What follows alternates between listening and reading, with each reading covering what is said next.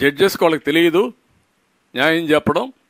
నేను రాసిస్తే వాళ్ళు రాసి అదే చదివితే వాళ్ళు న్యాయం బ్రహ్మాండంగా చేసిన వాళ్ళు అవుతారు. కాబట్టి ఇక్కడ ఉండే హైకోర్టు లాభం లేదు, నేను సుప్రీంకోర్టుకి పోతానంటాడు. ఎక్కడికి పోతున్నాం మనం? దీనికి పనిష్మెంట్ ఏంటి? ఎన్నిసార్లు కోర్టులు ముట్టికాయలు వేశారు, ఎన్నిసార్లు కోర్టులు వాతలు పెట్టాయి. ఒక వాత పెడితే సిగ్గుండేవాడైతే రాజీనామా చేసి పారిపోతారు, నిద్ర రాదు. వీళ్ళకేముంది? సిగ్గు ఎగ్గు ఏమీ లేదు. నువ్వేం మాట్లాడు. ఇప్పుడు ఇంకొక ఆయన వస్తాడు, నన్ను బూతులు తిడతా వస్తాడు. ఆ బూతులు అర్థం చేసుకోలేకుండా ప్రజలు అందరూ ఒకటే అనుకుంటున్నా, నాకు చేతగానట్టు బూతులు తిట్టలేదు. ఆ వల్గర్ లాంగ్వేజ్ నాకు రాదు. కఠినంగా మాట్లాడతాను, గట్టిగా ఉంటాను తప్ప ఇలాంటి తప్పుడు పనులు చేయడం నా జీవితంలో ఎప్పుడు చేయలేదు. తప్పుడు పనులు చేసి సమర్థించుకోవడానికి బూతులు తిట్టడం అంతకంటే నాకు రాదు. అది ఫ్రస్ట్రేషన్లో చేసే ఎదవ పనులు.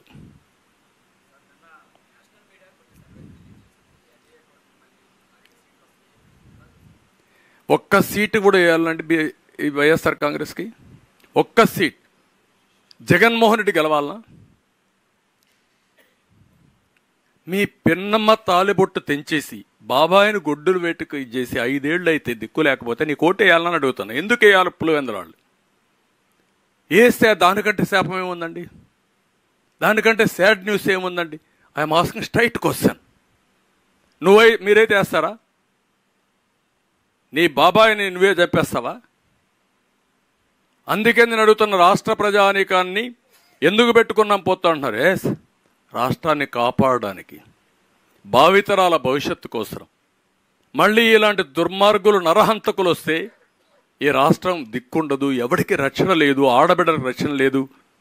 ఎక్కడ చూసినా గంజాయి, లిక్కరు, రౌడీజం, డబ్బులు, కబ్జాలు, ఆస్తులకు రక్షణలా, మానానికి శీలానికి రక్షణలా, ఆడబిడ్డలకు రక్షణలా, ధైర్యంగా రోడ్డు మీద తిరిగి వస్తాం ఇంట్లోకని నమ్మకంలా. 14 సంవత్సరాలు ముఖ్యమంత్రిగా పనిచేసిన నాలాంటి వాడికి రక్షణ లేకపోతే ఎవరికి రక్షణ ఉంటుందండి ఈ రాష్ట్రంలో? ఈ విషయం మనం గుర్తుపెట్టుకోవాలి. అందుకే 20 ఇచ్చారంటున్నారు మీరు. 20 ఇస్తే నేను హ్యాపీగా లేదు. అతనికి డిపాజిట్ రాకూడదు, ఆ పార్టీ ఉండకూడదు ఈ రాష్ట్రంలో. ఏ నాయకుడన్నా ఉండేయండి, తప్పులేదు. నేను ఐఎమ్ నాట్ బాదర్డ్. ఇలాంటి అర్హత లేని వాళ్ళు రాజకీయాల్లో ఉండడం ఈ రాష్ట్రానికి, ఈ దేశానికి అరిష్టం.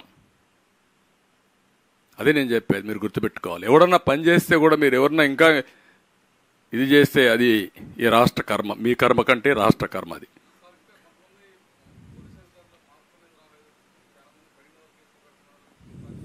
అందుకే నేను చెప్తున్నాను, ఈరోజు రేపో నోటిఫికేషన్ వస్తుంది. అందరూ కూడా ఎలక్షన్ కమిషన్ కింద పనిచేయాల్సింది, రాక్షసుడి కింద కాదు, ఈ సైకో కింద కాదు.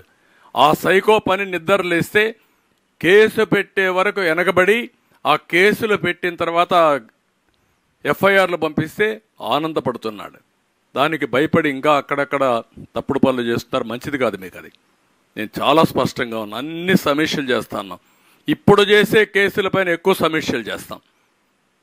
అంటే మీకు భయం లేకుండా, తప్పించుకోకుండా మీరు చేయడం తప్పు. అందుకనే చాలా స్పష్టంగా రేపటి నుంచి మీరు చూస్తారు, వీళ్ళు చేసే అవకతవకలన్నిటికీ అడ్డుకట్టేస్తాం. అడ్డుకట్టేయడం కాదు, దీనికి అడ్డుకట్టేయడానికి ప్రజలే ముందుకు రావాలి. నేను ఐఎమ్ అప్పీలింగ్ ఆల్ పీపుల్, బాధితులే క్యాంపెయినర్స్గా తయారు కావాలి. భావితరాల భవిష్యత్తుకు రక్షణ కల్పించే బాధ్యత మీరు ఒక రక్షకులుగా తయారు కావాలి. అది ప్రారంభమైంది తప్ప ఏం కాదు.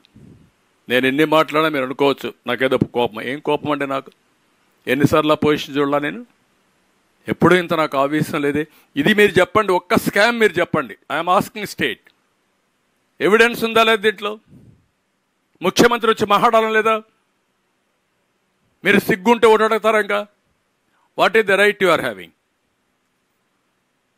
ఓకే,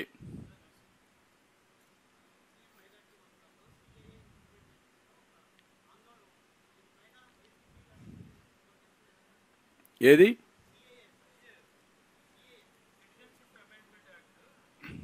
అది ఆ రాష్ట్రాలకే కదా, ఇక్కడికి కాదు కదా.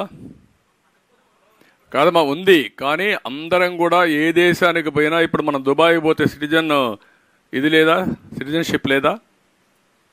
మనం ఆలోచించండి. ఎప్పుడో ఒకసారి ఇవన్నీ కూడా ప్యూరిఫై చేసుకోవాలి కదా. నువ్వు అమెరికాకు పోతే నువ్వు ఉంటావా? తెలుగు వాళ్ళంతా అమెరికాకి వెళ్ళారు. తెలుగు వాళ్ళు ఎన్ని దేశాలకు వెళ్ళారు? అక్కడ సిటిజన్షిప్ లేదా? ఏ దేశం అని పాస్పోర్ట్లు లేవా? మరి ఎట్లా? ఇవన్నీ రాజకీయం చేస్తే రాజకీయం. దాంట్లో అభద్రతాభావం ఎవరికి ఉంటుంది? ఎవరైనా దొంగతనంగా వచ్చిన వాళ్ళకు ఉంటుంది. వాళ్ళు రావచ్చు, యాంటీ సోషల్ మెంటర్ కూడా రావచ్చు ఇక్కడికి. కొన్ని స్పష్టంగా మన ఉద్యోగాలు 4%, as they are deserving, will protect, there is no second thought. ఎందుకు? ఈరోజు ముస్లిమ్స్లో కూడా పేదరికం ఎక్కువ ఉంది. ఆర్థికంగా, సామాజికంగా, రాజకీయంగా వెనకబడి ఉన్నారు. వాళ్ళకి చేయూత ఇవ్వడం మన బాధ్యత, అది ఇస్తాం. కానీ సిటిజన్షిప్ ఎవరైనా వస్తాం, ఎక్కడైనా ఉంటాం అంటే రేపు రాబోయే రోజుల్లో దేశం సెక్యూరిటీ ఏమవుతుంది? నేను పోయేసి ఒక్కరోజు నేను సింగపూర్లో ఉంటానా నాకు సిటిజన్షిప్ పాస్పోర్ట్ లేకుండా? మీరు చెప్పండి నాకు. మీరుంటారా ఎక్కడన్నా ప్రపంచంలో?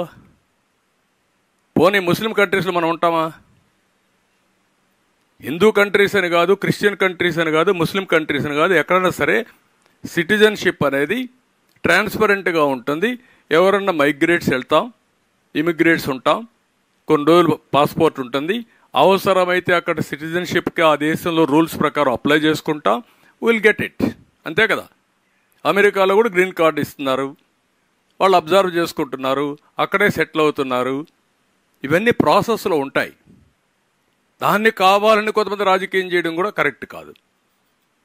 ఎవరైనా దేశం కోసం ఆలోచించి